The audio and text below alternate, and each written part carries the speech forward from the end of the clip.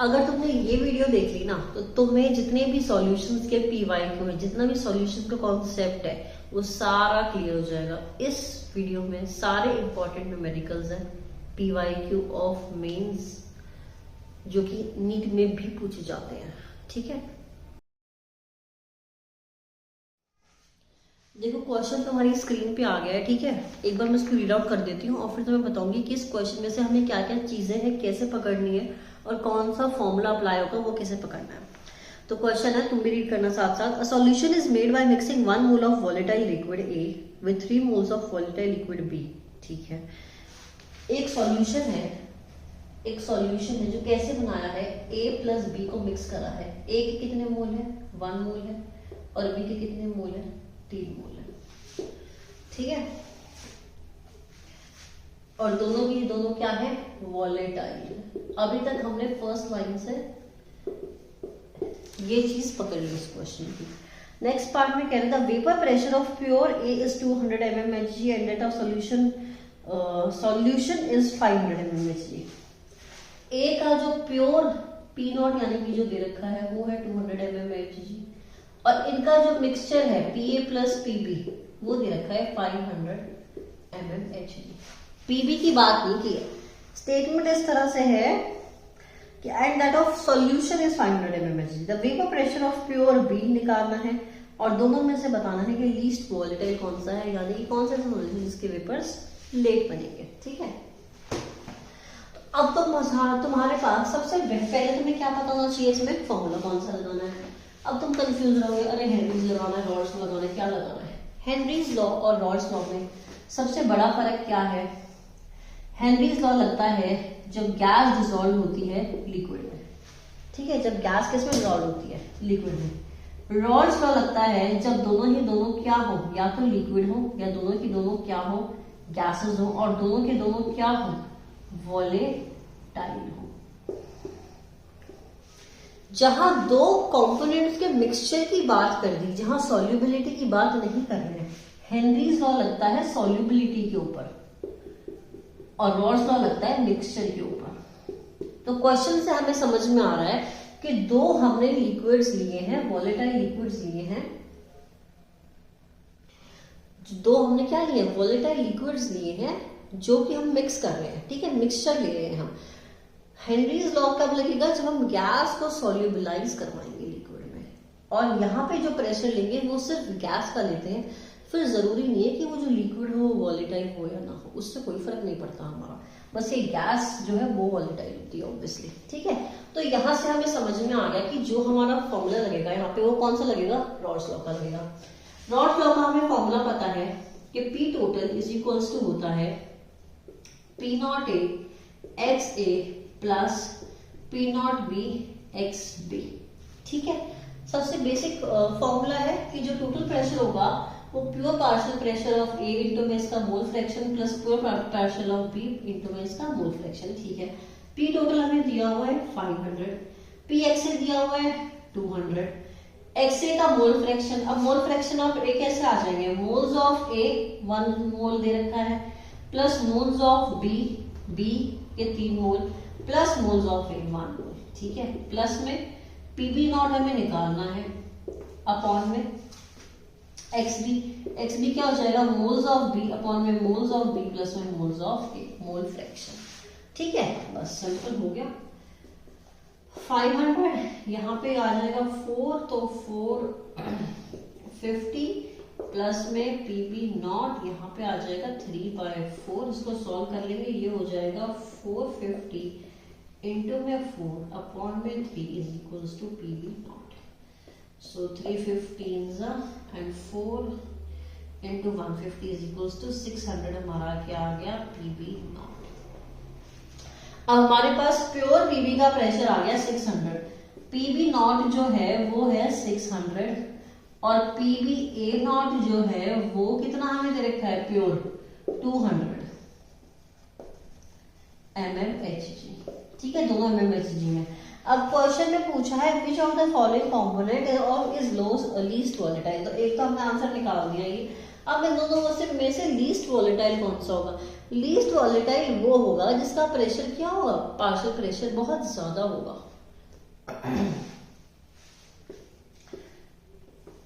Least volatile मतलब है least volatile यानी कि कम वॉलेटाइल यानी कि जो अपने इतनी जल्दी वेपर्स नहीं बनाना चाहेगा। देखो जिसका प्रेशर ज्यादा होगा वो फटाफट वेपर्स बनाएगा, जिसका प्रेशर कम होगा वो कम वेपर्स बनाएगा। क्योंकि देखो जैसे हमारे पास अब तुम्हारे पास मान लो अगर तुम्हारे पास दो फैंस है, एक को तुमने 1 घंटा पहले पानी उबलना रखा, एक को तुमने अभी 10 मिनट पहले उबलना रखा, ठीक है। तो जैसे ही तुम उनके दोनों के ढक्कन उठाओगे तो तुम देखोगे जो 1 घंटे से रखा हुआ था उसमें एकदम से बहुत सारे वेपर्स निकलेंगे, लेकिन जो तुमने जस्ट 10 मिनट पहले पैन रखा था पानी का उसमें बहुत हल्का सा वेपर्स निकलेंगे। यानी कि वहां पे क्या रखा था, प्रेशर बहुत ज्यादा रखा था स्टीम का। इस कारण क्या वो बहुत जल्दी फटाफट से क्या कर गए, एस्केप आउट हो गए, वॉलेटाइल कर गए। तो जिसका प्रेशर ज्यादा होगा वो उतना ज्यादा जल्दी क्या बनाएगा, वेपर्स बना देगा, ठीक है। तो यहाँ पे पीए का प्रेशर क्या है, 200 है, विच इज लेस देन 600। तो पीए यहाँ पे क्या हो गया, लीस्ट वॉलेटाइल, ठीक है। यानी कि जो ए कॉम्पोनेंट है हमारा it will be least volatile, ठीक है। ये 2025 में आया हुआ है क्वेश्चन।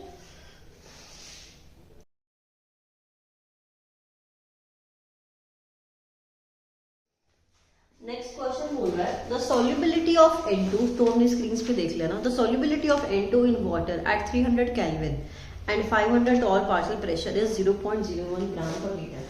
तो सबसे पहले आप क्वेश्चन पढ़ के ना ये मत सोचना अरे यार तो मुझे आता ही नहीं है, कैसे करूंगा, ये वो आता है, तुम्हें सब आता है, ठीक है। तुम बहुत ही होशियार हो, नेवर अंडर एस्टिमेट योरसेल्फ। तो लाइन पढ़ के सबसे पहले हमें क्या लिखना है, चीजें लिखने की इसमें दिया क्या हुआ है, सॉल्युबिलिटी दी है, ठीक है, पार्शियल प्रेशर भी दिया हुआ है, सॉल्युबिलिटी भी दी हुई है। पार्शियल प्रेशर कितना दिया हुआ है, 500 टॉर, ठीक है। और सॉल्युबिलिटी ऑफ N2 कितनी दी है, 0.01 ग्राम पर लीटर। ऑब्वियसली ग्राम पर लीटर यूनिट है, ये पार्शियल प्रेशर थोड़ी ना होगा, यूनिट से भी समझ जाया करो कई बार, अरे ग्राम पर लीटर लिख गया, ऑब्वियसली यानी कि इतने ग्राम हमने क्या करा है, इतने लीटर में डिसॉल्व करा है। यानी कि इसका मतलब क्या होता है इस लाइन का, 0.01 ग्राम हमने डिसॉल्व किया है कितने में, 1 लीटर में।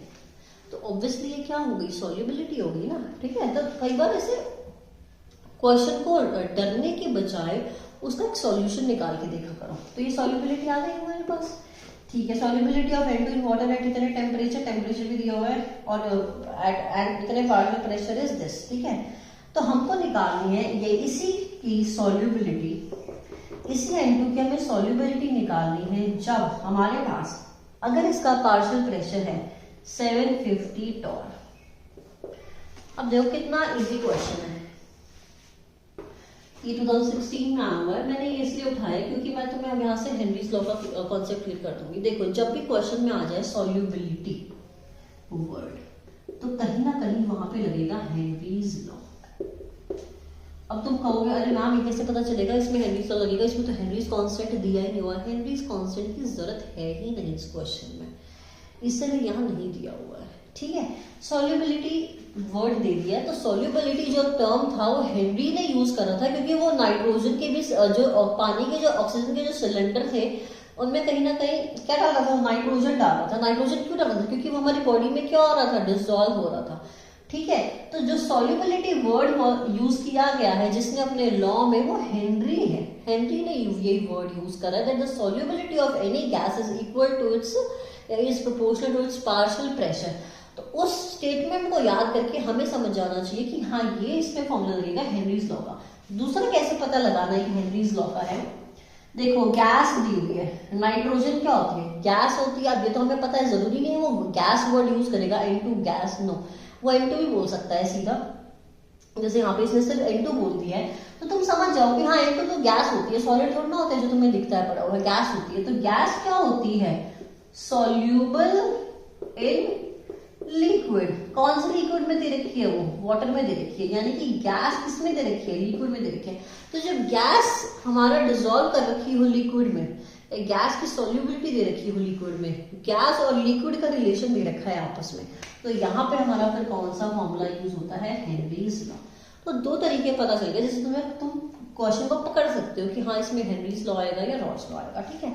अब तुम्हें हेनरीज लॉ इतना समझ में आ गया कि हाँ यार इसमें हेनरीज लॉ लगेगा। अब सॉल्व कैसे करना है, देखो हेनरीज लॉ पता चल गया, सिंपल सी बात है, उसका फॉर्मूला लिख लो। अब फॉर्मूले में एक चीज ध्यान रखनी है कि यहाँ पे जो मोल फ्रैक्शन आता है या यहाँ पे जो सॉल्युबिलिटी आती है वो किसकी आती है, गैस की आती है। क्योंकि हम पार्शियल प्रेशर यहाँ किसका लिखते हैं, गैस का लिखते हैं, गैस की ही सॉल्युबिलिटी निकालते हैं और गैस का ही यहाँ पे क्या आता है, पार्शियल प्रेशर आता है। ठीक है, तो ये हमारा हो गया हेनरीज लॉ का formula. This is for gas and this is for gas only. तो कितनी दी हुई है सॉल्युबिलिटी, सॉल्युबिलिटी दी हुई है 0.01। अब हमें मोल फ्रैक्शन वगैरह निकालने की जरूरत नहीं है, क्योंकि हमें सीधा सॉल्युबिलिटी पूछा है तो बहुत ज्यादा लंबा इसके पहले मोल्स निकालो, मोल फ्रैक्शन नहीं निकालनी वो चीजें, क्योंकि एक हेनरीज लॉ में सॉल्युबिलिटी वर्ड भी यूज किया गया है, तो ये तरीका भी सही है। ठीक है, इनटू में KH, ठीक है भाई, इज इक्वल्स टू कितना है प्रेशर उसका 500 टॉर। ये हो गया पहला। दूसरे पे कितना 750 टॉर। ये सॉल्युबिलिटी हमको निकालनी है, इसको G से रिप्रेजेंट कर देते हैं। और KH, अब KH जो है सेम टेम्परेचर पे 300 केल्विन पे वो नाइट्रोजन के लिए क्या रहेगा, सेम रहेगा, क्योंकि टेम्परेचर क्या है सेम है, बस पार्शियल प्रेशर चेंज करें तो KH रहेगा। ये इक्वेशन 2 हो गई। दोनों इक्वेशंस को एक दूसरे से डिवाइड कर दो तो 1 डिवाइड बाई 2 क्या आ गया, 500 अपॉन में 750 इज इक्वल्स टू 0.01 इनटू में KH लिख देती हूँ चलो पहले, पर ये कैंसिल हो जाएगा। ठीक है, तो KH से कैंसिल हो गया, 0 से ये 0 कैंसिल हो गए, xg dash is equals to कितना आ गया 0.01 इनटू में 75 अपॉन में 50, 25 2 सा 25 3 सा, ये आ गया यहाँ पे 1.5 इनटू में 0.01 और ये हमारा आ गया 1 2 बेसिकली 1.5 इंटू 10 की पावर -2 ग्राम पर लीटर। यही आंसर है, हाँ जी यही आंसर है। ठीक है, समझ में आ गया। 1.5 इंटू 10 की पावर -2 ग्राम पर लीटर हमारी क्या आ गई, सॉल्युबिलिटी। तो समझ में आ गया कौन सा फॉर्मूला कहाँ लगेगा, इसमें हेनरीज लॉ लगेगा। ठीक है, अब तुम्हें क्लियर हो गया दोनों क्वेश्चन से कि रॉल्स लॉ कैसे लगता है और हेनरीज लॉ कैसे लगता है। अब नेक्स्ट क्वेश्चन देखते हैं।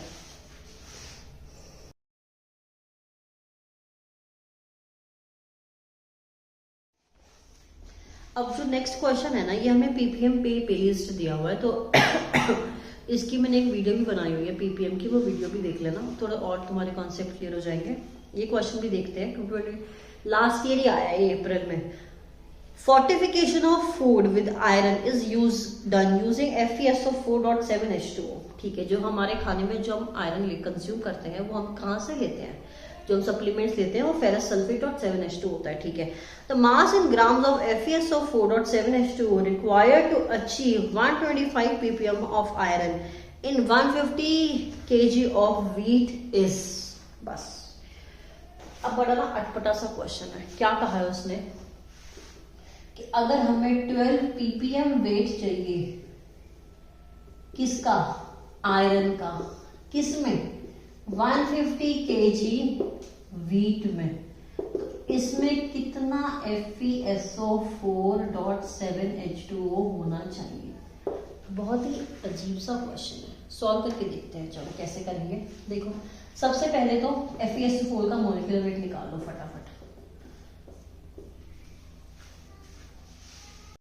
तो क्वेश्चन ये कह रहा है कि हम FeSO4.7H2O ये कितने ग्राम्स हम डालें 150 किलो गेहूं में, 150, हाँ 150 किलो मैंने गेहूं लिया है, उसमें मैं कितने ग्राम FeSO4.7H2 ऊपर से डालूं जिससे कि मेरे पास इस वीट में अराउंड 12 ppm ऑफ आयरन आ जाए, कि जब मैं वो कंज्यूम करूं तो इस पूरे पैकेट में 12 ppm ऑफ आयरन होना चाहिए, इतने पार्ट्स होने चाहिए आयरन के। ठीक है, ये क्वेश्चन कह रहा है। अब 12 ppm का क्या मतलब है, सबसे पहले तो हमें 12 ppm को डिकोड करना है। 12 ppm का मतलब है पार्ट्स पर मिलियन। ठीक है, यानी कि ये कह रहा है कि 12 ग्राम ऑफ Fe होना चाहिए इन 10 ग्राम ऑफ मिक्सचर। ठीक है, क्योंकि देखो अब इसमें तो मिलीग्राम क्या कहते हैं, ग्राम, माइक्रोग्राम, इससे मत खेलो, बहुत कंफ्यूज हो जाओगे। नहीं तो सिंपल ग्राम से ग्राम के टर्म्स में बात करते हैं कि इतने ग्राम हमें आयरन चाहिए इन 10 की पावर 6 ग्राम ऑफ मिक्सचर। ठीक है। ये मिक्सचर किसका, ये कुछ भी हो सकता है। बेसिकली हमें 12 ppm वेट चाहिए, जो भी हमारा कुछ सॉल्यूशन है। सॉल्यूशन ना लिख के मैंने क्या लिख दिया, मिक्सचर लिख दिया, ठीक है। इतने ग्राम मुझे आयरन चाहिए, कितने में होना चाहिए, कम से कम 12 ppm चाहिए ना। तो यानी कि अगर 10 की पावर 6 ग्राम ऑफ मैं मिक्सचर ले लूँ तो उसमें इतना मुझे ग्राम आयरन चाहिए। अब मैं मिक्सचर ले कितनी रही हूँ, कितना मेरे पास मिक्सचर है, 150 kg है। तो ठीक है, 150 kg के हिसाब से फिर कितना ग्राम होना चाहिए। तो देखो, अगर 10 की पावर, इसको हम यूनिटरी मेथड से करेंगे,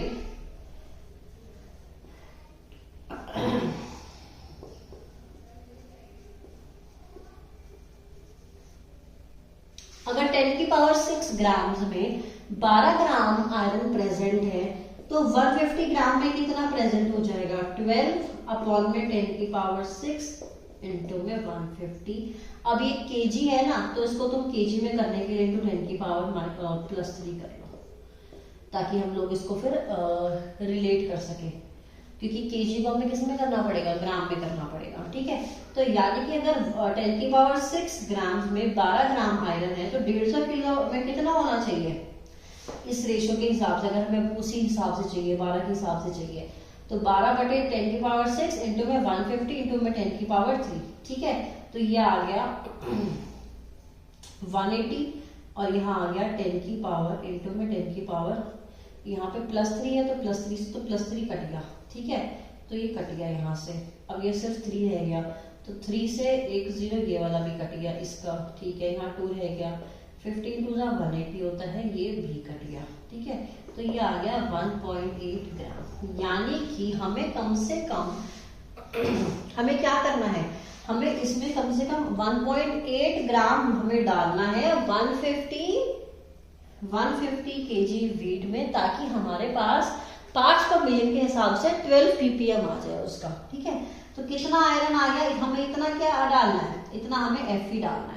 अब हम जो Fe डाल रहे हैं वो किसकी टर्म्स में डाल रहे हैं, FeSO4.7H2, उसमें से हमें Fe चाहिए कितना, 1.8 ग्राम चाहिए। अब 278 ग्राम के हिसाब से 278 ग्राम FeSO4 का वेट है .7H2, तो इसमें कितने ग्राम है, 56 ग्राम Fe है, ठीक है। तो इसको हम कैसे लिख सकते हैं कि 56 ग्राम हमारा आयरन होता है कितने में, 278 ग्राम FeSO4 में, ठीक है। 278 56 कितने में प्रेजेंट होता है, 278 में, क्योंकि 56 क्या होता है, इसका मॉलिक्यूलर वेट होता है ना आयरन का 56, ठीक है।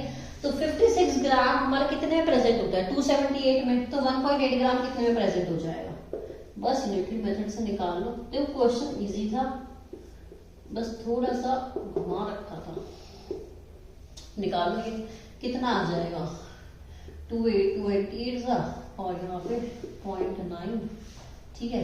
आप इसको 28 को इससे कर लेते हैं, 4 7 4 6 24, 3 8 4 9 36, 4.5, ठीक है। ये हो जाएगा 69.5 इंटू में 0.9 अपॉन में 7। तो ये सॉल्व होके आएगा। अब इसको देखो, हमें ना जो एग्जाम में पूछा हुआ है ना वो ऐसे पूछा है और नियरेस्ट इंटीजर में पूछा हुआ है, पूरा का पूरा यूनिट निकालनी है। तो ठीक है, कोई यूनिट निकाल लेते हैं। तो ये हो जाएगा 7 1 7 9 कितना होता है 63.5 पॉइंट, फिर से 7 9 63, ठीक है। तो ये 2 7 2 14, ठीक है। 9.92 आ गया, इनटू में क्या आ गया 0.9 आ गया।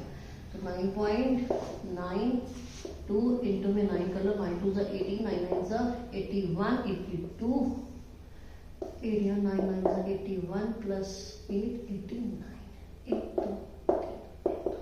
8.9 इक्वल टू 9 ग्राम।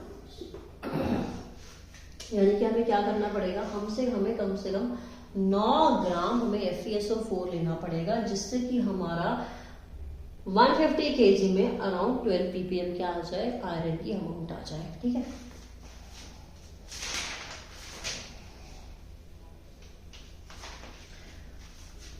तो इजी क्वेश्चन था। अब 8.9 को ना तुम्हें जब ये यूनिटरी वाले मेथड्स आए ना तो उसमें ना जैसे 8.9 है तो उसको 8 मत छोड़ के आना, क्योंकि ऑब्वियसली 8.9 क्या होता है हमें पता है ना कि अगर 0.5 से ऊपर ज्यादा तो उसको हमें क्या करना होता है, राउंड अबाउट करना होता है।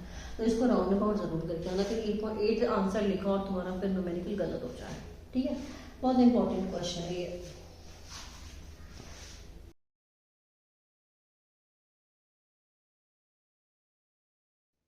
देखो एक और क्वेश्चन आया हुआ है एग्जाम में, थोड़ा लास्ट ईयर ही आया हुआ है, ये भी थोड़ा सा पीपीएम पे ही बेस्ड है, बट ये एनसीईआरटी में ऐसी स्टेटमेंट्स दे रखी हैं सेम ना इस टाइप की, तो क्या कहते हैं, तो वहां से तुम इसको रिलेट कर सकते हो। Sea water which can be considered as a 6 molar solution of NaCl has a density of 2 gram per ml। Sorry, NaCl है, जो सी वाटर होता है उसमें बेसिकली क्या होता है, NaCl प्रेजेंट होता है, तो उसकी जो क्वांटिटी होती है वो 6 मोलर और जिसकी डेंसिटी हो जाती है वो हो जाती है 2 ग्राम पर ml। ठीक है, the concentration of dissolved oxygen in sea water is, जो इसकी कंसेंट्रेशन है ऑक्सीजन की सी वाटर में वो कितनी है, 5.8 ppm। यानी कि जो मेरा सी वाटर है, अगर मैं इस स्टेटमेंट का क्या मतलब है, 5.8 ग्राम ऑफ मेरी O2 प्रेजेंट है इन 10 की पावर 6 ग्राम ऑफ वाटर। ठीक है, इस स्टेटमेंट का मतलब ये है, कंफ्यूज नहीं होना, मिलीग्राम लिखें क्या लिखें, कुछ नहीं लिखना, सीधा ग्राम को ग्राम से डीलिंग कर लो, सेम यूनिट्स की डीलिंग कर लो, बस नीचे 10 की पावर 6 लगा लो। ठीक है, then the concentration of dissolved oxygen in sea water is, अब ये तो क्या दे रखी है, ये तो हमें क्वांटिटी दे रखी है ग्राम्स में, अब हमें निकालनी है इसकी concentration in gram per litre में निकालनी है हमको। यानी कि अगर हम इस पानी को लीटर के हिसाब से माने, वॉल्यूम के हिसाब से माने, तो हमें बताओ, ये तो हमने मास के हिसाब से तुमने बता दिया कि इतने ग्राम प्रेजेंट है। ठीक है, अगर हम इसको वॉल्यूम के हिसाब से लें तो हमें बताओ कि जो कंसंट्रेशन है वो कितनी होगी, और जो कंसंट्रेशन है वो निकालनी है मोलल, जो ऐसे डैश बना हुआ है इसके आगे एम बना हुआ है, यानी कि मोलालिटी निकालनी है हमको इसकी। ठीक है, तो कंसंट्रेशन है मोल्स पर क्या कहते हैं, मोलालिटी निकालनी है ना, वॉल्यूम नहीं निकालनी, सॉरी मोलालिटी निकालनी है, ग्राम पर लीटर की निकालना, मोलालिटी निकालनी है। तो मोलालिटी क्या होती है, मोल्स पर केजी। ठीक है, मोल्स कितने मोल प्रेजेंट है, कितने अमाउंट ऑफ सॉल्वेंट में, हमको वो निकालने हैं। ठीक है, तो बहुत इजी क्वेश्चन है, तुमने भी पढ़ लिया हुआ क्वेश्चन। अब तुमने इससे क्या क्या देख लिया कि तुम्हें कुछ निकालना है, तुम्हें कंसंट्रेशन ऑफ O2 निकालनी है, O2 निकालनी, किसमें निकालनी है, मोलारिटी में निकालनी है। आओ चलो देखते हैं। अब यानी कि इसका मतलब है तुम्हें ऑक्सीजन की क्या निकालनी है, मोलारिटी निकालनी है पानी में। सिंपल सी बात है, सिंपल टर्म्स में अगर हम क्वेश्चन को डिकोड कर दे तो। ठीक है भाई, मोलारिटी निकालनी है। मोलारिटी का फॉर्मूला क्या हो जाएगा, मोलारिटी का अगर मैं फॉर्मूला लिखूं तो मोलारिटी का फॉर्मूला हो जाएगा M is equals to moles of solute upon में मास ऑफ सॉल्वेंट इनटू में 1000। अगर ये मैं किस में ले रही हूँ, ग्राम्स में ले रही हूँ। ठीक है, ठीक है, तो मोल्स ऑफ सॉल्यूट कितने हो जाएंगे, मास अपॉन मोलर मास, मास कितना है 5.8 ग्राम, ऑक्सीजन का मोलर मास कितना होता है 32 इनटू में 1000 अपॉन में मास ऑफ सॉल्वेंट। अब मास ऑफ सॉल्वेंट कितना दे रखा है, 1 2 3 4 5 6 ग्राम दे रखा है।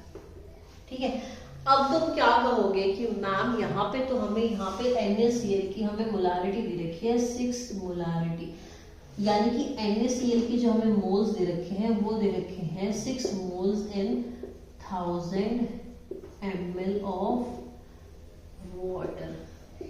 ठीक है, 1000 ml ऑफ वाटर में दे रखे हैं, और हमें इस पानी की क्या दे रखी है, डेंसिटी भी दे रखी है। कितनी डेंसिटी दे रखी है, 2 ग्राम अपॉन में ml। तो अब हम मैम यहाँ पे हम मास ऑफ वाटर 10 की पावर 6 ग्राम्स पर लेंगे, या हम इस वॉल्यूम से, ये जो वॉल्यूम है और ये जो डेंसिटी है, इससे हम लोग मास निकालेंगे। बहुत ही इंपॉर्टेंट, बहुत ही अच्छा डाउट है कि हाँ मैम हमें ये लेना है 10 की पावर 6, सीधा सॉल्वेंट ले लें, या फिर हम लोग पहले यहाँ से वो निकालें।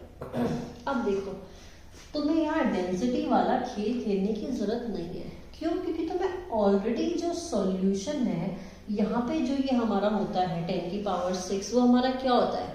सॉल्यूशन होता है। ठीक है, ये हमारा क्या है? सॉल्यूशन है। बेसिकली किसी भी पार्ट्स में प्रेजेंट है, तो क्योंकि इसका पार्ट्स इतना ज्यादा कम हो जाता है, तो ये कहने की बात है कि वाटर है। बेसिकली ये क्या है? वाटर प्लस O2 का क्या है? ये मिक्सचर है ना? है तो ये सॉल्यूशन का वेट, लेकिन क्योंकि सॉल्यूट इतना ज्यादा कम है, ओनली 5.8 है, तो ज्यादा वेट किसका आ जाता है? फिर सॉल्वेंट का ही आ जाता है। और सॉल्वेंट का वेट कितना आ गया? 10 की पावर 6 ग्राम आ गया। यानी कि कहीं ना कहीं क्या आ गया? मास ऑफ सॉल्वेंट ही आ गया। मास ऑफ सॉल्वेंट ही आ गया उस टर्म से। तो यहाँ पे आपने इसलिए सीधा मास ऑफ सॉल्वेंट ही लिख दिया। यहाँ पे आप इससे निकाल के देख लेते हैं कि कितना आएगा सॉल्वेंट। इस 3 से ये 3 जीरो कट गए।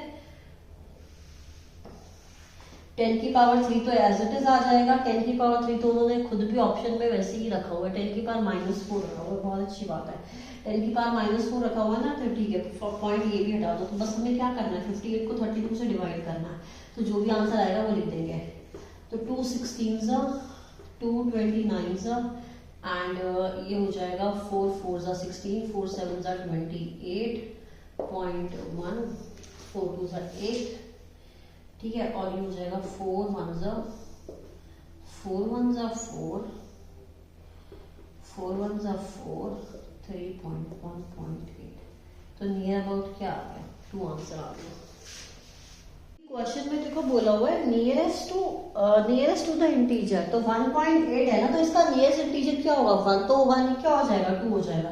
तो यानी कि आंसर क्या आ गया? 2 × 10 की पावर -4 तो उन्होंने दे रखा था, तो वो तो हमें लिखना नहीं, हमें क्या इंसर्ट वैल्यू करनी है, बस 2। समझ में आ गया? तो ये जो मोलारिटी दे रखी है NaCl की, और जो डेंसिटी दे रखी है, ये सिर्फ और सिर्फ तुम्हें कंफ्यूज करने के लिए दी हुई है कि तुम क्या करो कि तुम इससे पहले यहां से क्या निकालो? मास ऑफ सॉल्वेंट निकालो, और फिर उस मास ऑफ सॉल्वेंट को यहां रखो। तुम अपने तरीके से ठीक करोगे। तुम पहले डेंसिटी मोलारिटी में से डेंसिटी कैलकुलेट करके यहाँ का मास ऑफ सॉल्वेंट निकालोगे। सॉरी, 10 की पावर मास ऑफ सॉल्वेंट निकालोगे तुम यहाँ से। ठीक है, मास ऑफ सॉल्वेंट के बाद तुम क्या करोगे? उसको फिर तुम यहाँ पुट करोगे। पर तुम ये भी तो देखो ना कि जो सॉल्यूशन का मिक्सचर है उसमें पानी ही तो ज्यादा है, तो सॉल्वेंट ही तो ज्यादा है, तो सॉल्यूट तो वैसे ही नहीं है, तो मास ऑफ सॉल्वेंट ही तो बन जाए काइंड ऑफ। तो ये 10 की पावर 6 हमारा क्या बन जाता है? अगर 10 की power 6 gram of water solution दिया हुआ है, मान लो वाटर सॉल्यूशन दिया हुआ है, तो बेसिकली 10 की पावर 6 क्या होता है? मास ऑफ सॉल्वेंट ही होता है ये पीपीएम में हमेशा जो भी हमारा 10 की पावर 6 होगी वो इवेंचुअली अपने आप ही वो क्या बन जाएगा? मास ऑफ सॉल्वेंट बन जाएगा।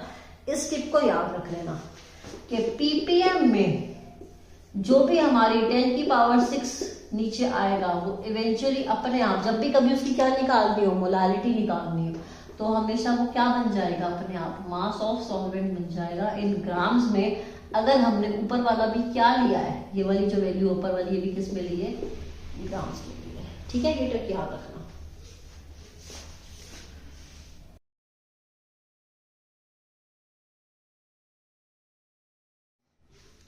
नेक्स्ट क्वेश्चन जो हम कर रहे हैं वो क्या है?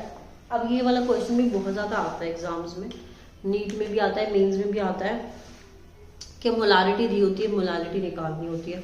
बहुत बच्चों को इसमें भी बहुत कंफ्यूजन हो जाती है, जबकि बहुत इजी क्वेश्चन होते हैं ये इजीएस्ट क्वेश्चन है इस चैप्टर के। तो एक बार ये भी देख लेते हैं। तो क्वेश्चन क्या है? 24 में आया हुआ है ये। The density of x molarity solution of NaOH is 1.1 gram per ml। तुम्हारी स्क्रीन पे जो क्वेश्चन आ गया था ना, उसको तुम एक बार लिख लेना कहीं पे, क्योंकि ये इंपॉर्टेंट क्वेश्चन है। ये तुम अपने एग्जाम के टाइम पे भी रिवाइज करके चले जाना। ये तब तुम क्या कहते हैं, फॉर्मूले रटने से कुछ नहीं होता। सिर्फ फॉर्मूला रटोगे ना तो भूल जाओगे कि अप्लाई कैसे करना है।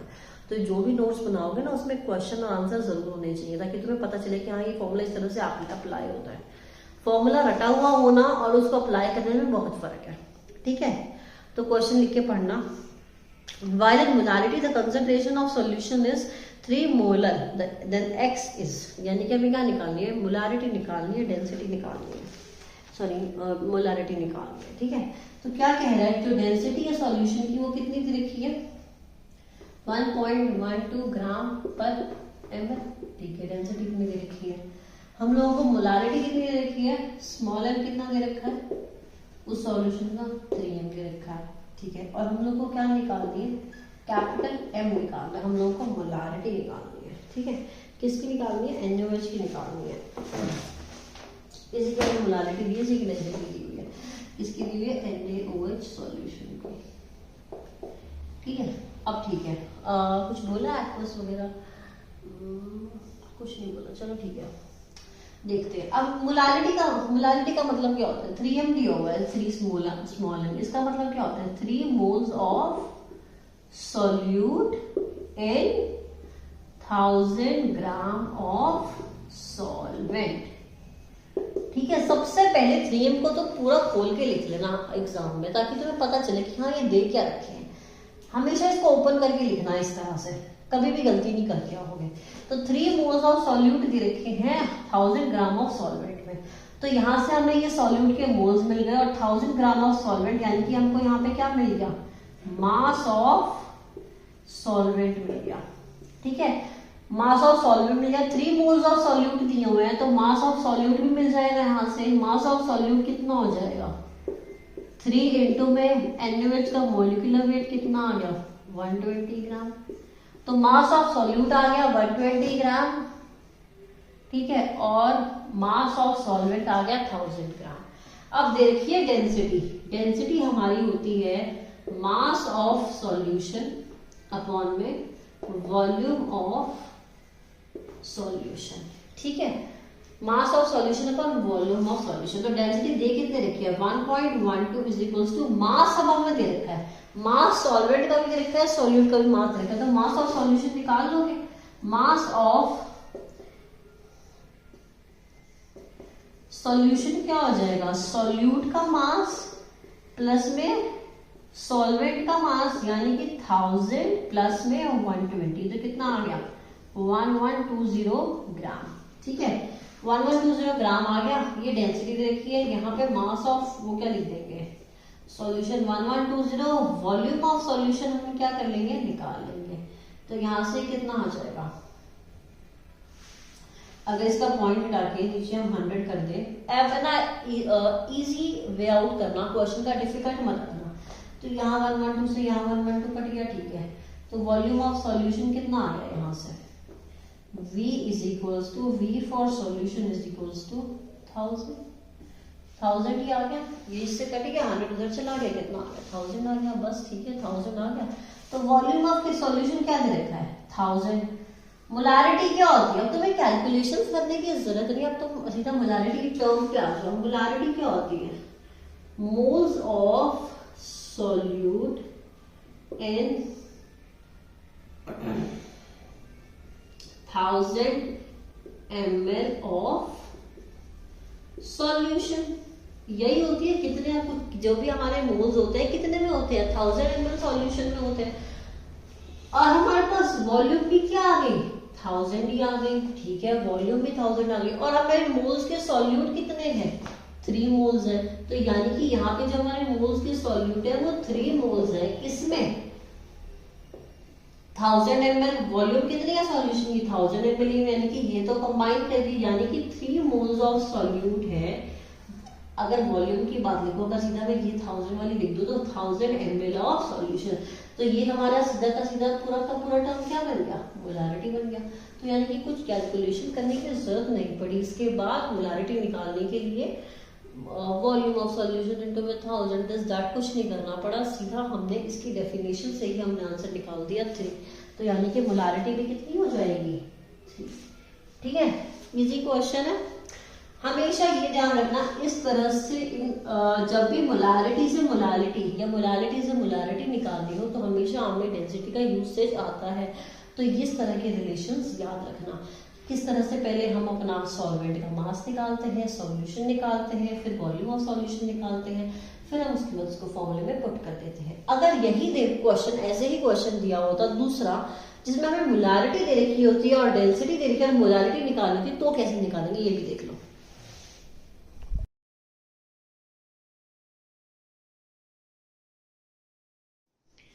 देखो अगर हमें मोलारिटी से मोलालिटी निकालनी हो तो एक क्वेश्चन आया हुआ है, जैन में आया हुआ है 25 में, the density of 3 molarity NaCl solution is 1.25, calculate the molality. Molality निकालनी है। देखो अब सिमिलर सा क्वेश्चन था, एक थोड़ा पहले आया हुआ था, एक अब आया हुआ है। ऐसे ही क्वेश्चन आते हैं, क्वेश्चन रिपीट होते हैं, बस वैल्यूज चेंज होती है। पहले वाले में NaOH दिया हुआ था, इसमें NaCl दिया हुआ है। ऑलमोस्ट सारी चीजें सेम सी ही है। डेंसिटी दे रखी है 1.25 ग्राम पर ml, किसकी? NaCl सॉल्यूशन की। ठीक है, उसके बाद क्या दे रखा है? मोलारिटी दे रखी है। मोलारिटी कितनी दे रखी है? 3m। अब 3m का मतलब क्या है यहाँ पे, ये लिख लो, पहले खोल के लिखना है ना हमेशा। 3 moles of solute in 1000 gram of, sorry molarity है ना, 1000 ml ऑफ सॉल्यूशन। मैं बार पेन दूसरा ले आऊं।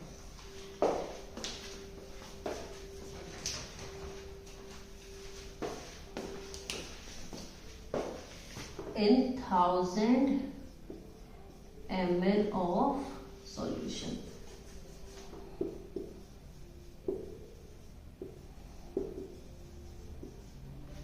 ठीक है, 3 मोल्स दे रखे हैं सॉल्यूट के इन 1000 ml ऑफ सॉल्यूशन, इसके अकॉर्डिंग।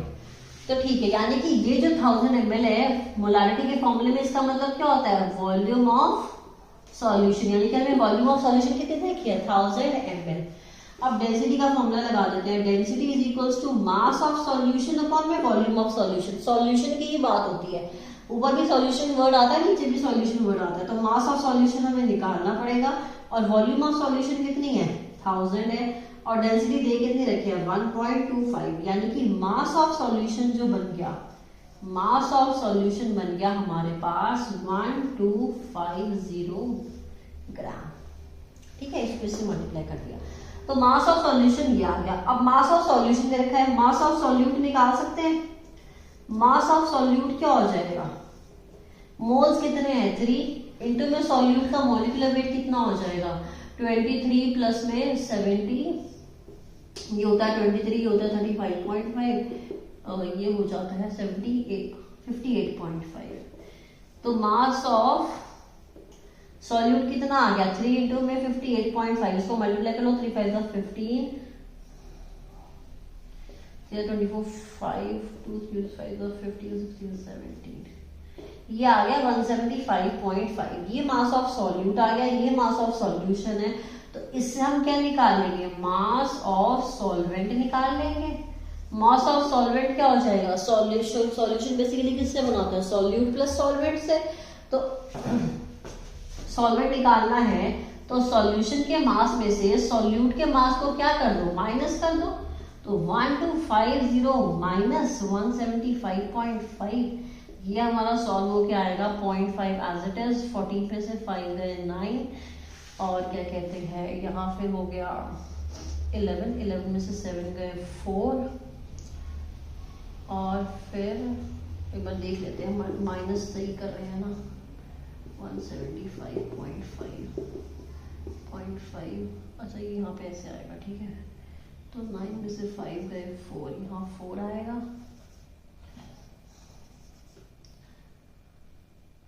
और यहाँ हो गया 4, 14 में से 7 गए 7, यहाँ 7 आएगा, और यहाँ हो गया 1074। ये हमारा क्या आ गया? Mass of solvent. अब हमें इससे क्या निकालनी है? मोलारिटी निकालनी है। तो मोलारिटी, अब मोल्स तो वही आ जाएंगे सॉल्यूट के। सॉल्यूट मोल्स कितने हैं? 3 मोल्स है। तो 3 मोल्स ऑफ सॉल्यूट इन कितने में? अब 1074.5 ग्राम में। ये किसमें आएगी? है ग्राम में आएगी। अब क्योंकि यहाँ पे 1000 ही आया ना, कुछ 1000 से ज्यादा वैल्यू आई है, तो हमें यहाँ पे 1000 से मल्टीप्लाई करना पड़ेगा। ठीक है, 1 ग्राम हटाने के लिए 1000 से मल्टीप्लाई कर देंगे। ये मास ऑफ सॉल्वेंट आ गया, ये 3 आ गया, तो ये हमारा अराउंड आएगा, इसको कैलकुलेट करके बता देती हूँ कितना आएगा ये। देखो तुम थोड़ा बहुत ना ऑप्शन, अगर तुम्हें ना भी सॉल्व करना हो ना तो तुम थोड़ा ऑप्शंस पढ़ के भी देखो, समझ जाओगे। जैसे इस क्वेश्चन में हमने 4 ऑप्शन दे रखे थे, 2, 2.79, 1.79 और 3। ठीक है, क्वेश्चन पेपर दोबारा से वीडियो बैक करके देखना। 4 ऑप्शन दे रखे हैं, 2, 2.79, 3 और 1.79। अब तुम इस फॉर्मूले को देखो, इस कैलकुलेशन को 3000 से मल्टीप्लाई हो रहा है और 1074.5 से डिवाइड हो रहा है, तो ऑब्वियस सी बात है कहीं ना कहीं जो 1000 है वो किसके नियर अबाउट है, 1074.5 के नियर अबाउट है, ऑलमोस्ट इसके नियर अबाउट है। जो तो वैल्यू आएगी वो 3 के भी क्या आएगी, नियर अबाउट आएगी।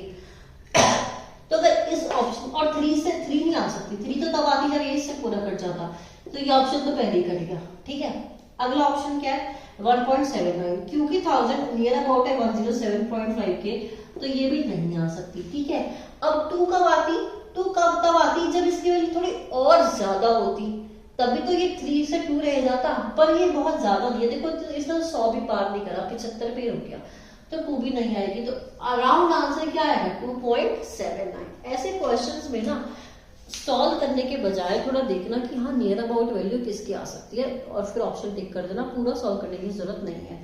ये क्वेश्चन, ऐसे क्वेश्चन इसीलिए दिए जाते हैं क्योंकि बच्चे को कैलकुलेशन में फंसा दिया जाए।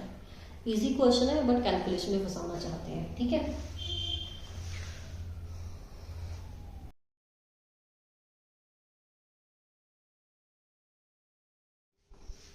देखो ये थोड़ा पुराना क्वेश्चन है, 2016 में आया हुआ ये वाला क्वेश्चन जो अभी तुम्हारे आगे फोटो आई होगी। बट ये क्वेश्चन कई बार क्या होता है, इंटीजर टाइप में आ जाता है, तो तुम्हें थोड़ा सा कंफ्यूज करने के लिए कि अरे इसका आंसर कैसे निकालेंगे और इसमें फॉर्मूला कौन सा लगेगा, ये भी तुम कंफ्यूज हो जाते हो।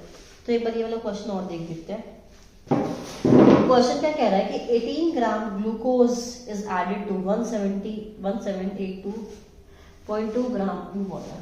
कितना डाला है gram solution glucose, 18 gram glucose डाला है 178.2 ग्राम ऑफ H2O में।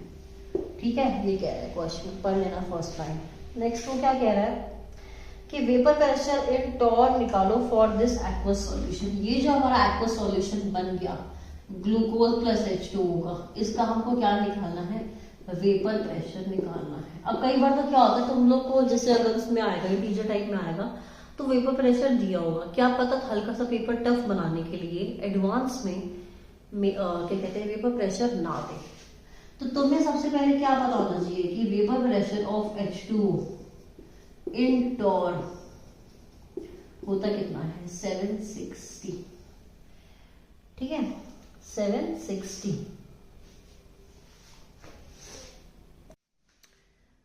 अब इसमें तुम फॉर्मूला कैसे लगाओगे, हेनरीज लॉ लगाओगे, ग्रॉस लगाओगे, कैसे देखो कैसे पता लगाएंगे। ग्लूकोज है, ग्लूकोज क्या है, नॉन वॉलेटाइल सॉल्यूट है ना।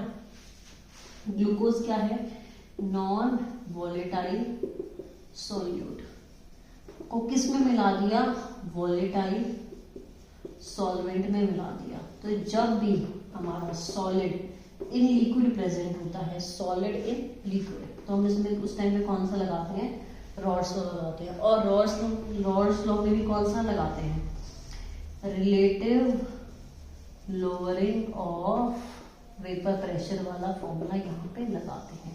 कब लगाते हैं, जब हमारा सॉलिड प्रेजेंट हो, सॉलिड प्रेजेंट हो इन लिक्विड, या ऐसे, या तो सॉलिड लिखा होगा डायरेक्ट, या कुछ ऐसा दे रखा होगा ग्लूकोज। अब तुम्हें पता है ग्लूकोज वेपराइज नहीं होता। ये तीसरी टर्म क्या दे रखी होगी, ऐसे लिखा होगा नॉन वॉलेटाइल सॉल्यूट, तो ऐसे भी प्रेजेंट हो सकता है। सेकेंड टर्म में वो सॉलिड भी बोल सकता है, और थर्ड टर्म में वो खुद बोल सकता है कि ग्लूकोज है। जैसे तुम्हें समझ जाना है कि हाँ क्या है, नॉन वॉलेटाइल सॉल्यूट है, तो relative lowering of vapour pressure वाला फॉर्मूला लगेगा। अब इसमें भी 2 फॉर्मूले आ जाते हैं। एक तो पहला फॉर्मूला जहां से इस फॉर्मूले की शुरुआत होती है वो क्या है हमारा,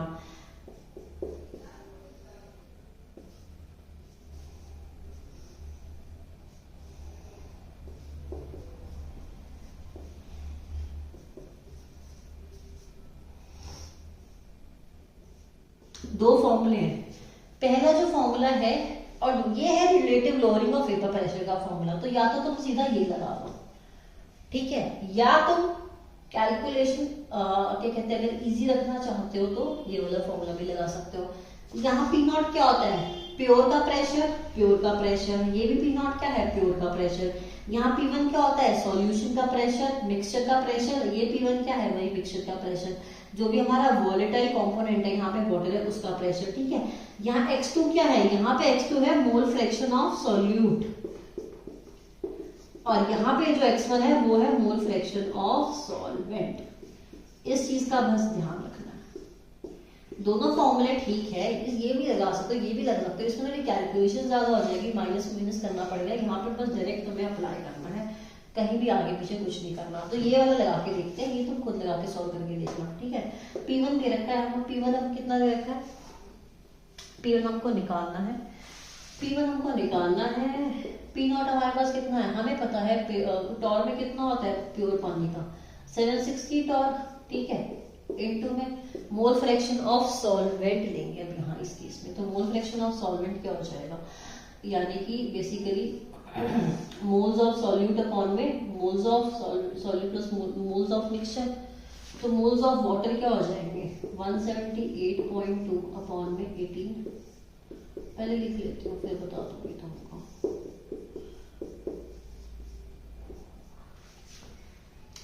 देखो मास कितना दे रखा है पानी का? 178.2। मास ऑफ H2O अपॉन में molecular weight of water upon में mass of H2O plus molecular weight of water plus mass of glucose upon में मॉलिक्यूलर वेट ऑफ ग्लूकोज।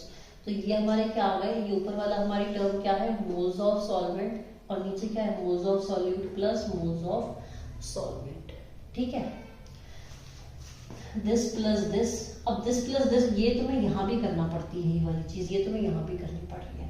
तो ये 178.2 है, इसको ध्यान से देखना, ठीक है। अब इसको सॉल्व कर लेंगे, इससे मल्टीप्लाई कर देंगे, हमारा क्या आ जाएगा? P1 आ जाएगा। चलो सॉल्व करके देख लेते हैं।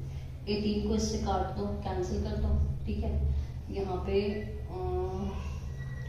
ये आ जाएगा 1 अपॉन में 10, ठीक है। और यहाँ पे 178/2 है, तो ये अराउंड आ जाएगा। इसको अगर हम 178/22 करें, 2 9 और 2 8 16, 2 9 89.1, ठीक है। तो ये अराउंड आ गया, ये तो आ गया नीचे वाला। तो इसको अगर मैं ऐसे लिखूं तो ऊपर और नीचे तो सेम ही आएगा। तो 89.1 अपॉन में 9 अपॉन में 0.1 प्लस में ये क्या आ रहा है? 89.1 अपॉन में 9। इस चीज को लिख रही हूँ अभी बस, ठीक है। अब पूरा मल्टीप्लाई कर देते हैं, चलो 760। तो ये सॉल्व होके क्या आ रहा है? 9 पे कैंसिल कर लेते हैं, 9 9 से कितना होता है? डिवाइड कर लेते हैं 9 से। 89.1 डिवाइड बाय 9। अब थोड़ा सा इतनी मेहनत तो एग्जाम में करनी पड़ेगी भाई, तभी तो अच्छे कॉलेजेस मिलते हैं। जब तक कैलकुलेशन ही नहीं करोगे, मैथ्स तगड़ा नहीं होगा, कैलकुलेटिव नहीं होगा, तब तक कैसे मिलेंगे कॉलेजेस? नहीं मिलेंगे, ठीक है। पॉइंट दोबारा से पॉइंट लग गया, 9 9 से 81 कितना आ गया? 9.9 आ गया। 9.9, तो ये भी कितना आ गया? 9.9, ठीक है। तो ये कितना आ गया? 760 इंटू में 9.9 अपॉन में 9.9 और 0.1 कितना हो जाएगा? 10 हो जाएगा। तो ये क्या आ गया? 10, ठीक है। 0 से 0 कट गया, यानी कि 76 को हम किससे मल्टीप्लाई कर रहे हैं? 9.9 से मल्टीप्लाई कर रहे हैं। ऑलमोस्ट हम किससे मल्टीप्लाई कर रहे हैं? 10 से ही मल्टीप्लाई कर रहे हैं। पर 10 देंगे तो थोड़ा सा 76 यानी कि वैल्यू क्या आएगी? कम आएगी, पर बहुत ज्यादा कम नहीं आएगी। अब इसके ऑप्शंस तुम्हें क्या क्या दिए हुए हैं? 7.6 ऑप्शन क्या क्या दिए हुए हैं? देखो 7.6 दिया हुआ, 750 2.4 दिया हुआ है, 76 दिया हुआ है और 759 दिया हुआ है। 76 इंटू 9.9 है। अगर 9.9 को मैं 10 भी लिख दूं फिलहाल के लिए, तो 76 इंटू 10 यानी कितना आंसर आ रहा है? 760। फॉर श्योर जो आंसर आएगा वो 760 के अराउंड आएगा। तो ये दो ऑप्शन तो पहले ही कट गए, ठीक है। दो ऑप्शन और क्या दे रखे हैं? 752 और 759। अब अगर तुम देखो, अब ये तुम्हें थोड़ा सा देखना पड़ेगा कि हाँ 9.9 है और 76 से मल्टीप्लाई कर रहे हैं। अब ये तो थोड़ा दिमाग लगाओ तुम अपना कि देखो 9 को 6 से मल्टीप्लाई करो, 9 6 कितना होता है 54। तो यहाँ पे एक टर्म आ गई 54 की, जो 4 टर्म है वो यहाँ पे आई हुई है, पर यहाँ पे ऐसा कुछ नहीं आया हुआ, ठीक है। अब अगर तुम किसी चीज को 9.9 से मल्टीप्लाई करोगे, लेटर से तुमने ले लिया 4 को तुम एक बार मल्टीप्लाई करते हो 10 से, क्या आता है 40। एक बार तुम 4 को मल्टीप्लाई करते हो 9.9 से, तो क्या आ रहा है 4 9 36, 3 गया ऊपर, 4 9 39, यानी कि 39.6 कम आ गया, काफी कम आ गया, 0.4 अराउंड कम आ गया, है ना।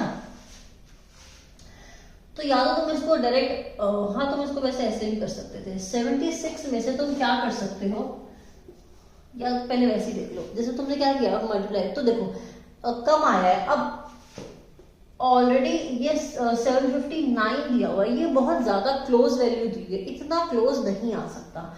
मोर ओवर तुम इसको कैसे सॉल्व कर सकते हो, 760 इंटू में 9.9 है, तुम क्या करो, इसका मतलब बेसिकली 9.9 का मतलब है क्या, इसको तुम ऐसे लिख दो 10 की पावर -0.1।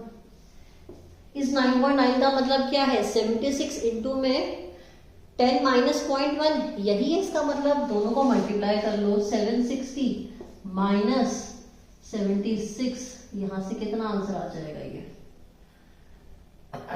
7.6, तो ये कितना आ जाएगा 752.4। तो या तो तुम 9.9 को 76 से मल्टीप्लाई करके भी जो लास्ट में जो टर्म आ रही है 4 इससे रिलेट कर सकते हो। 9 6 कितना होता है 54, 9 6 54, तो 4 इसमें आ रहा है, तो ये ऑप्शन है। या फिर 9.9 को तोड़ के लिख सकते हो 10 -0.1, और फिर दोनों को मल्टीप्लाई करके माइनस कर सकते हो। 9.9 को 760 से मल्टीप्लाई करने मत बैठ जाना एग्जाम में, इस चीज का बहुत ज्यादा ध्यान रखना। कैलकुलेशन इजी करनी है, हमें डिफिकल्ट नहीं करनी है, ठीक है। अब तुम्हें कॉन्सेप्ट क्लियर हो गया। अब अगर तुम चाहो तो तुम ये वाला फॉर्मूला भी लगा सकते हो, इससे भी निकाल सकते हो। पी नॉट की वैल्यू तुम लोगों को पता है, पी नॉट की वैल्यू कितनी है, मैं तुम्हें लिख के दे देती हूँ यहाँ पे। जो हमारा पी नॉट है वो है 760, P1 हमें निकालना है, और x2 हमें, x2 कैसे आ जाएगा n2 अपॉन में n2 प्लस n1। तो इतना तो तुम्हें दिया ही हुआ है, सॉल्यूट दिया हुआ है, सॉल्वेंट दिया हुआ है, मोल्स तो तुम्हें निकालने आते हो, तो तुमने 9th क्लास में ही सीखे हैं, ठीक है। तो करके देखना कि सेम आंसर आता है या नहीं आता। मेरे हिसाब से जरूर आएगा, सेम आंसर आएगा, क्योंकि ये वाला फॉर्मूला के बाद ही ये फॉर्मूला बना है, इसी फॉर्मूले से आया है। तो डिफिकल्ट अटेम्प्ट करने के बजाय इजी वे आउट देखना है हमको, ठीक है।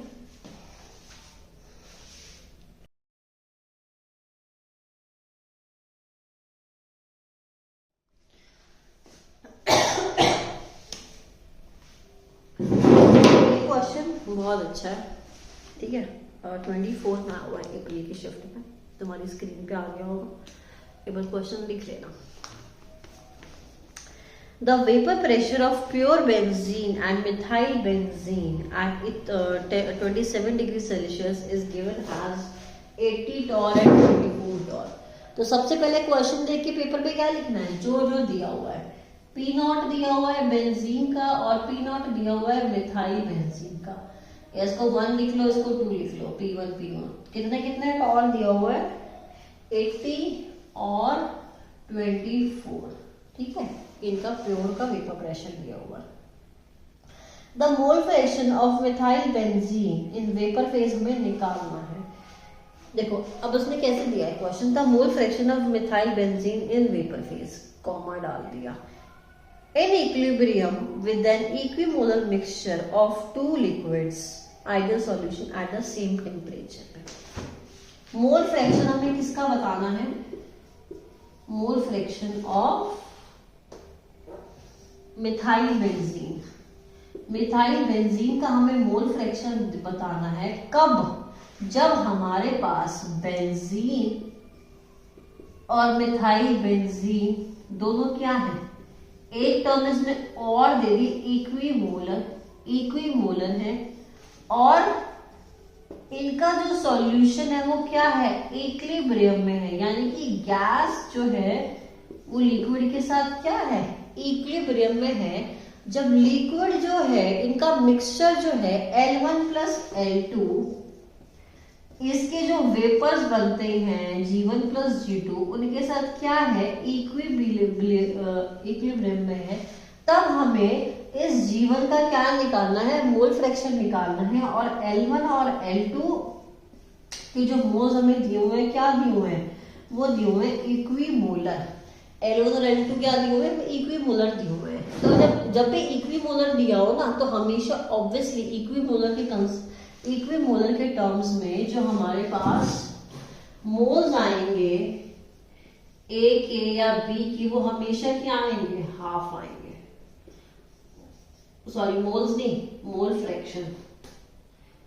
फ्रैक्शन ए और बी का हमेशा क्या आएगा, हाफ आएगा इक्विमोलर में। क्योंकि इक्विमोलर का मतलब क्या आता है, moles of one compound upon में मोल्स ऑफ 1 प्लस 1, दोनों के 1 1 है, इक्विमोलर, इसका भी 1 इसका भी 1, तो मोल फ्रैक्शन कितना आएगा, हाफ। तो इक्विमोलर टर्म्स में मोल फ्रैक्शन जो होगा दो कंपोनेंट्स का, हमेशा क्या आएगा, हाफ हाफ आएगा। इस चीज को तुम याद रखना, ठीक है, क्योंकि ये निकालने कितना बैठोगे, 1 अपॉन में 1 प्लस 1 कितना होता है, तुम्हें ये बाय हार्ट याद होनी चाहिए ये चीजें। तो ये मोल फ्रैक्शन क्या आ गया, हाफ और हाफ आ गया, यानी कि बेंजीन का भी मोल फ्रैक्शन हाफ है। अब ये किस में है, ये लिक्विड में है, ये है लिक्विड फेज में, और हमको निकालना है mole fraction of methyl benzene in vapour phase निकालना है। देखो उसने पूछा है, उसने वेपर फेज के बाद कॉमन का है, तो वेपर फेज में हमें निकालना है। तो सबसे पहले हमें क्या निकालना पड़ेगा, टोटल प्रेशर निकालना पड़ेगा। तो टोटल प्रेशर कैसे निकालेंगे, अब तुम्हें क्वेश्चन पढ़ के सबसे पहले ये तो समझ में आ गया होगा किसमें क्या लगेगा, रॉल्स लॉ लगेगा। रॉल्स लॉ क्यों लगेगा, क्योंकि लिक्विड का मिक्सचर है जो कि इक्विलिब्रियम बना रहा है गैस प्लस गैस के साथ, ठीक है। तो क्या कौन सा फॉर्मूला लगेगा, रॉल्स लॉ। दो मिक्सचर्स के लिए, दोनों ही क्या है, वॉलेटाइल है। तो रॉल्स लॉ क्या है, P total is equals to P1 naught x1 plus में P2 नॉट x2, ठीक है। तो मोल फ्रैक्शन हाफ है, P1 कितना है 80 अपॉन में ये है 24, ये भी क्या है, हाफ है, तो ये हो जाएगा 40 प्लस 12 50, ये क्या आ गया, P टोटल, ठीक है, P टोटल आ गया। अब हमें वेपर फेज में क्या निकालना है, वेपर फेज में हम लोगों को हमारे मिथाइल बेंजीन का मोल फ्रैक्शन निकालना है। तो वेपर फेज में जो हम लोग मोल फ्रैक्शन निकालते हैं वो हम कैसे देखते हैं, मिथाइल बेंजीन का Y2 है, यहाँ 2 मैंने सिंबल दिया हुआ। तो ये क्या हो जाएगा, जो भी इसका प्रेशर है, जो भी इसका क्या है, पार्शियल प्रेशर होता है P2। अब यहाँ पे P2 नॉट नहीं आएगा क्योंकि वो तो प्योर का होता है ना P2 नॉट, तो हमें तो सिर्फ P2 लेना है अपॉन में P टोटल कितना है 50, यहां से लिख देते हैं P, ठीक है। तो कितना हो जाएगा P2, अब हमें क्या निकालना पड़ेगा, पहले हमें P2 निकालना पड़ेगा। P2 क्या हो जाएगा अब हमारे पास, P2 विल बी, ठीक है। अब P2 कैसे निकालेंगे, P2 निकालने का क्या तरीका होता है, P2 इज इक्वल्स टू कितना होता है, किसी भी चीज का अगर मुझे पार्शियल प्रेशर निकालना हो, किसी भी मिक्सचर का, किसी भी मोल फ्रैक्शन का, तो एक तो उसका मैं प्योर ले लूंगी, इनटू में क्या कर दूंगी उसका मोल फ्रैक्शन। तो मोल फ्रैक्शन कितना है, हाफ है, और प्योर कितना है 24, तो P2 कितना आ गया 12, ठीक है। तो यानी कि P2 आ गया 12 और टोटल कितना है 15। तो बस इसको हम इससे डिवाइड कर लेंगे, ये आ जाएगा 4 3 और ये आ जाएगा 4 1 4 3/13। तो इट विल बी अराउंड, ये पॉइंट में कुछ आएगा 13 2 26.2 कुछ आएगा ये, ठीक है। 13 2 26 पॉइंट लग जाएगा,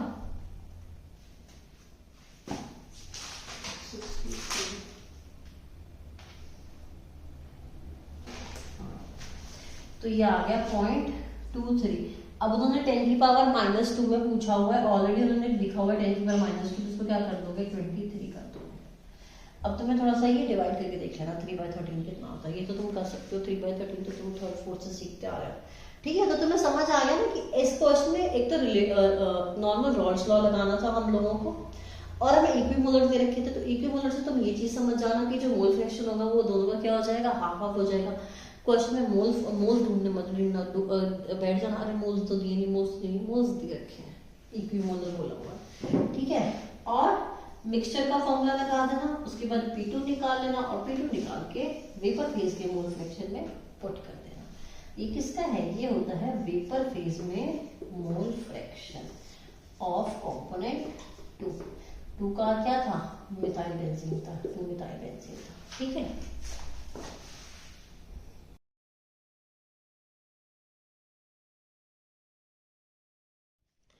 इसी टॉपिक से हम एक क्वेश्चन और करते हैं, ये भी थोड़ा इंपॉर्टेंट है, ये हमारा लास्ट क्वेश्चन है इसका। उसके बाद हम वेंट ऑफ फैक्टर और उस पे करेंगे क्वेश्चंस।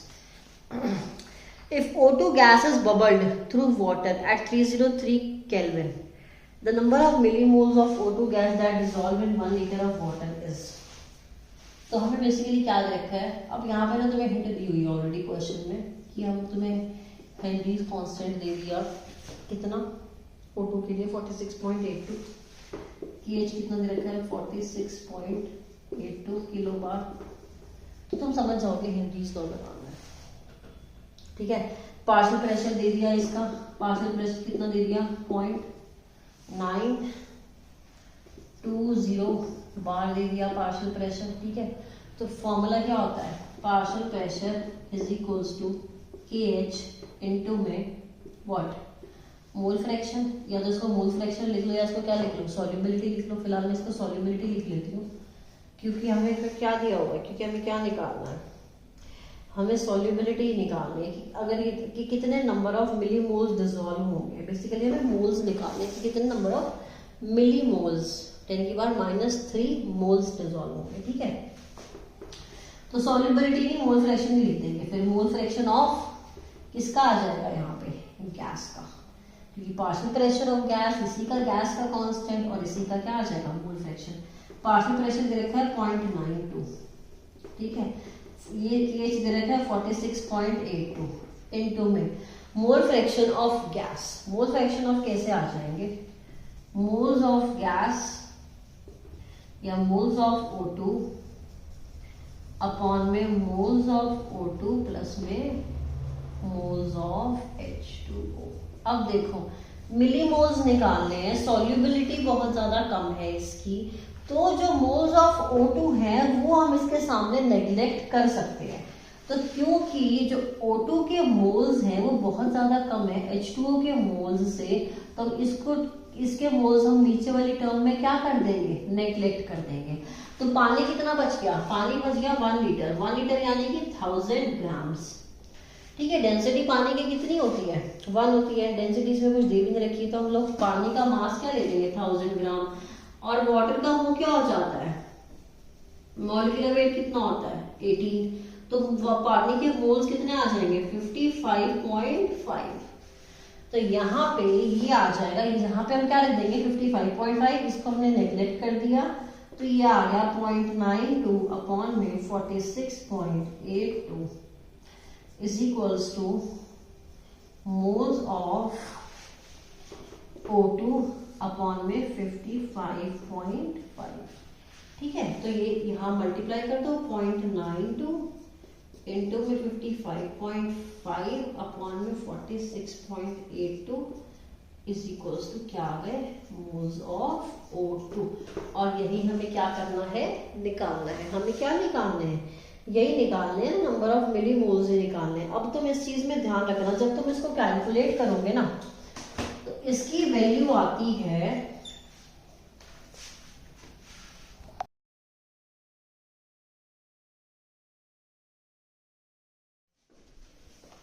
देखो ये क्वेश्चन जान में आया हुआ में लिविंग सेल है, क्वेश्चन तुम्हारी स्क्रीन पे आ गए हुए हैं ना, उसको वो कर लेना एक बार, लिख लेना अपने उसमें नोटबुक में।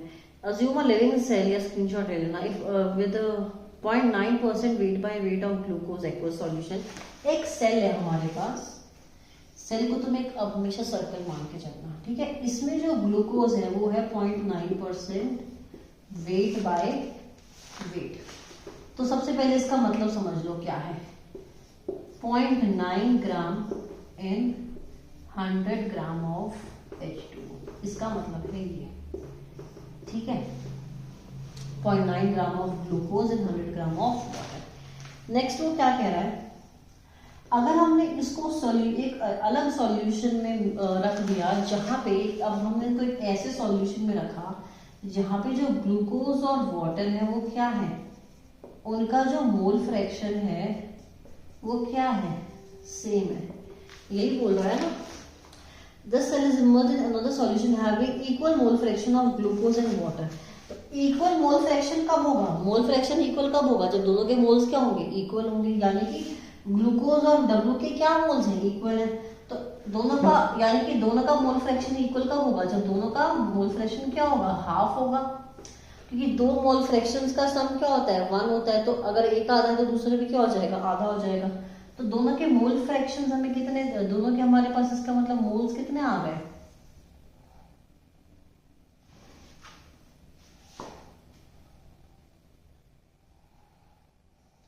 मोल फ्रैक्शन सेम है। मोल फ्रैक्शन का सेम मतलब क्या है, मोल फ्रैक्शन दोनों का क्या हो गया, हाफ और हाफ हो गया।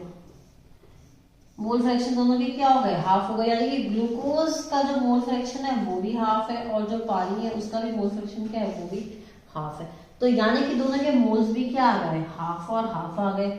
मोल फ्रैक्शन भी सेम रहता है, जब मोल्स हमारे इक्वल होते हैं तो मोल फ्रैक्शन भी हाफ हाफ हो जाता है, और मोल्स भी हमारे क्या हो जाते हैं, हाफ हाफ हो जाते हैं। यानी ग्लूकोज और पानी के मोल्स क्या आ गए, हाफ हाफ हो गए, ठीक है। तो यानी कि जो ग्लूकोज और वाटर है उनकी जो कंसंट्रेशन है वो क्या है, सेम है। दोनों की कंसंट्रेशन क्या हो गई, सेम हो गई। ये भी हाफ मोल हो गया, ये भी क्या हो गया, हाफ मोल हो गया। दोनों की कंसंट्रेशन क्या हो गई, सेम हो गई। अब यहाँ पे देख लेते हैं, ये हमने दे रखा है 0.9 gram glucose in 100 gram water.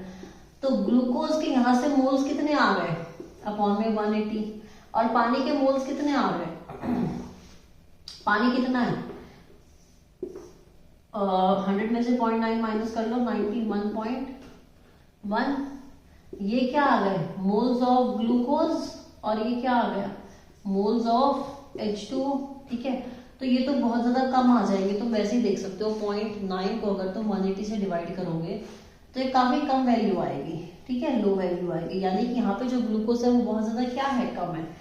और यहाँ पे जो पानी है ये आएगा कुछ 1 से ज्यादा आएंगे, इसके मोल्स है ना, 1 से ग्रेटर आएंगे। 1 से क्या, काफी ग्रेटर आएंगे। ये तो वैल्यू आएगी 0.00 कुछ। ये 0.9 को तुम यानी कि एक तरह से लगा लो 1 को तुम 180 से डिवाइड कर रहे हो, तो काफी पॉइंटों में वैल्यू आएगी है। यहाँ पे तुम 91.1 को 18 से डिवाइड कर रहे हो, तो 91.18 से अगर तुम डिवाइड करो तो 18 5 से क्या होता है, 90 होता है। यानी कि यहाँ पे जो मोल्स है पानी के वो कितने हैं, 5 मोल्स हैं। इसका मतलब ये जो सेल है मेरा, इसमें पानी है 5 मोल्स। पानी कितने हैं, पानी के कितने मोल्स हैं, 5, और इसके बाहर पानी के कितने मोल्स हैं, हाफ। अब हमारा ऑस्मोसिस होता कैसे है, हमारा ऑस्मोसिस होता है जब हमारा सॉल्वेंट जो होता है उसकी कंसंट्रेशंस डिफरेंट होती है, या ये कह लो जो हमारा सॉल्ट होता है उसकी कंसंट्रेशन डिफरेंट होती है। सॉल्ट को कंपेयर ना करने के बजाय हम सॉल्वेंट को कर लेते हैं। अब सॉल्वेंट यहाँ पे है 5 मोल, सेल के अंदर है पानी बहुत ज्यादा, और सेल के बाहर पानी है बहुत कम, सिर्फ क्या है, हाफ मोल। तो जब भी हम लोग तो यानी कि इसका क्या मतलब है कि सॉल्वेंट अंदर ज्यादा है और बाहर क्या है, कम है। तो ऑस्मोसिस में क्या होता है कि जो हमारा लिक्विड होता है वो फ्लो करता है from high concentration of liquid to low concentration of liquid. तो लिक्विड की कंसंट्रेशन कहाँ ज्यादा है, सेल के अंदर, और सेल के बाहर लिक्विड की कंसंट्रेशन क्या है, कम है। तो यानी कि जहां उसकी पानी की कंसंट्रेशन ज्यादा है वहां से वो क्या करेगा, बाहर को ट्रैवल करेगा। यानी कि सेल में से जो वाटर है वो क्या करने लग जाएगा, एग्जिट करने लग जाएगा। इसका मतलब जो हमारा सेल है वो क्या करने लग जाएगा, श्रिंक करने लग जाएगा, सेल श्रिंक करने लग जाएगा। तो ऑप्शन क्या हो जाएगा, पहला ऑप्शन दे रखा है no change in volume, very wrong. Volume तो चेंज होगी क्योंकि मोल्स क्या हो गए, चेंज हो गए।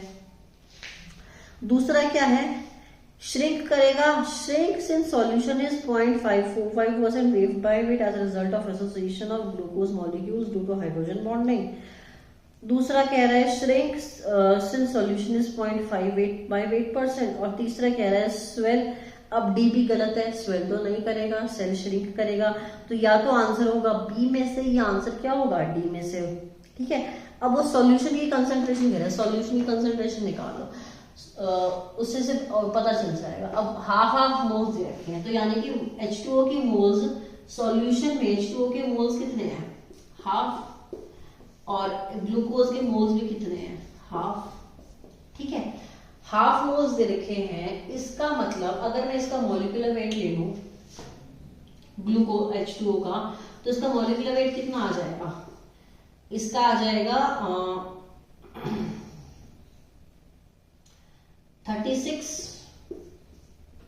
ग्राम। इसका मॉलिक्यूलर वेट नहीं, सॉरी गिवन मास आ जाएगा इसका 36, क्योंकि हम लोग क्या करते हैं गिवन मास अपॉन में molecular weight is equals to moles. तो गिवन मास निकालना होगा तो कैसे आ जाएगा, given mass will be equal to 18 upon में 2 मॉलिक्यूलर वेट अपॉन में मोल्स, तो ये सॉरी ये 9 ग्राम आ जाएगा। पानी कितना आ गया 9 ग्राम, और यहां से ग्लूकोज कितना आ गया हमारा 90 ग्राम। ठीक है, ये ग्लूकोज आ गया 90 ग्राम, ये वाटर हमारा आ गया 9 ग्राम। अब ग्लूकोज 90 ग्राम आ गया, पानी 9 ग्राम आ गया, टोटल ये कितना हो गया 99 ग्राम। ठीक है, 90 ग्राम क्या हो गया हमारा सॉल्यूशन हो गया, 99 ग्राम सॉल्यूशन हो गया। तो इसका मतलब 99 ग्राम सॉल्यूशन हो गया, तो हमारे पास परसेंट कैसे निकालेंगे, ग्लूकोज कितना है 90 अपॉन में 99 इंटू में 100, तो ऑलमोस्ट 9 10 9 11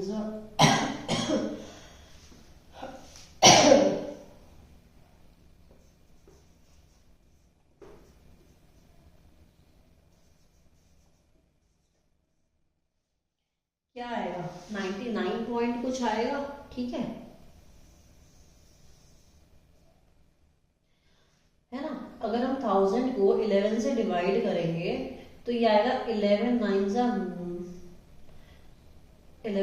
99, और फिर यहां से 10 में से 9 गए 1 0, ये आएगा 9.9,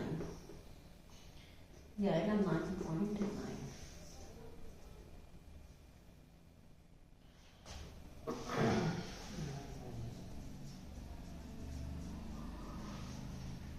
नहीं ठीक है 99.9 नहीं आएगा, तो कितना आ गया 99.9 आ गया। तो बेसिकली जो हमारे पास ग्लूकोज है उसका सॉल्यूशन परसेंट कितना दे रखा है 99.9, और यहाँ पे ये दे रखा है सिंस सॉल्यूशन इज 0.458%, तो 458% तो है ही नहीं भाई। और दूसरी लाइन उसने और क्या दे दी जिससे ये ऑप्शन हमारा गलत है, as a result of association of glucose molecules, as a result of association of glucose molecules। हम लोगों को पता है कि जो हमारा ग्लूकोज होता है यानी कि C6H12O6, ना ही तो इसमें डिसोसिएशन होता है और ना ही इसमें क्या होता है एसोसिएशन होता है। इसमें ना ही डिसोसिएशन होगा ना ही इसमें एसोसिएशन होगा। तो जो ये लाइन लिखी आ रही है ना as a result of association of glucose, यानी कि ग्लूकोज मॉलिक्यूल्स जुड़ जाएंगे आपस में, ऐसा नहीं होता है। तो जब ये होता ही नहीं है तो बी ऑप्शन क्या हो गया ऑलरेडी रॉन्ग हो गया। और यहां से भी मैंने क्या निकाल के दिखा दिया तुम्हें परसेंट, 99.9% क्या आ गया ग्लूकोज आ गया, जबकि इसमें कितना दे रखा है 0.45% दे रखा है। तो यहां से भी ये बी ऑप्शन क्या हो गया रॉन्ग हो गया। तो यानी कि जो हमारा आंसर आ जाएगा वो आ जाएगा 97 सी। The cell will shrink. The shrink solution is 0.5 weight by weight%. 0.5 weight by weight आ रहा है, ये 0.5 कैसे आ रहा है 9 ग्राम हो गया ये, और हमारा 180 में से 390 हो गया ये। ठीक है, तो टोटल सॉल्यूशन हो गया 97।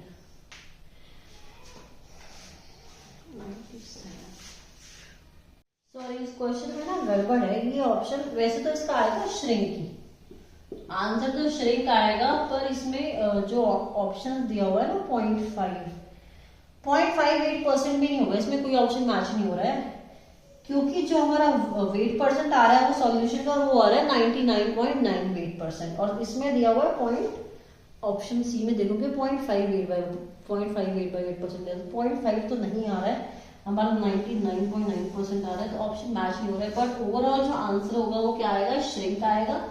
तुम्हें क्रक्स समझना है क्वेश्चन का कि किस तरह से सॉल्व करना है क्वेश्चन को, ठीक है। एक ही क्वेश्चन में उसने कॉलिगेटिव प्रॉपर्टी वाली टर्म पूछ ली, एसोसिएटिव, उसने कंसंट्रेशन निकलवा ली, वैसे तो चलो ये आंसर गलत हो गया, नहीं तो कंसंट्रेशन में निकाल लेता, यहाँ से कंसंट्रेशन भी तुम्हें निकालनी पड़ेगी, ठीक है। और उसने तुमसे ऑस्मोसिस भी पूछ लिया कि कहाँ से क्या होगा, सेल श्रिंक करेगा या क्या करेगा। तो एक क्वेश्चन में तीन चीजें हो रही हैं, वेरी इंपॉर्टेंट क्वेश्चन।